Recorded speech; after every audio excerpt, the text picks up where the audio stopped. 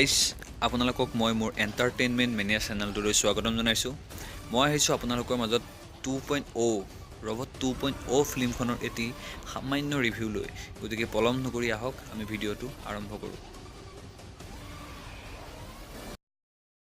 Guys এয়া 2.0 চাবলৈ আহি আছোঁ আমি, আৰু 2.0 আমি বহুত ৰিভিউ ল'ম ফিল্ম চোৱাৰ পাছত। আমি এই গ'ল্ড চিনেমা পাইছোঁহি ফিল্মৰ। এই কেনেকুৱা পালে দৰ্শকক সুধিম চাই। হয়, আপুনি কওকচোন 2.0খন কেনেকুৱা পালে চাই আপুনি? ভাল লাগিলে, বহুত মজা কিমান লাগিলে। 5 ষ্টাৰ ভিতৰত কিমান দিব?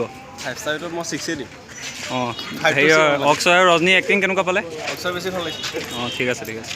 অঁ, আপুনি কওকচোন কেনেকুৱা পালে? লাগিলে চাই অক্ষয় এক্টিং, একদম মজা লাগিছে। তাৰপৰা হেৰি ৰজনীকান্তৰ মজা লাগিছে, VFX-টো কেনেকুৱা দিছে ফিল্মখনৰ? একদম মজা দিছে, একদম কি 5 ষ্টাৰ ভিতৰত কিমান দিব? পুৰা মজা লাগিছে। 5 ষ্টাৰ 6 ভিতৰত মান দি দিছোঁ। ঠিক আছে। কেনেকুৱা পালে, ভাল লাগিলে নে চাই? ভাল লাগিলে, যথেষ্ট ভাল লাগিলে। 5 ষ্টাৰ ভিতৰত কিমান দিব আপুনি? 5 দিম। ঠিক আছে। এয়া দেখিলে আপোনালোকে 2.0 বহুত ষ্টাৰ দিছে, বহুত ভাল হৈছে। আপোনালোকেও চাওক, মই ৰিকমেণ্ড কৰিম।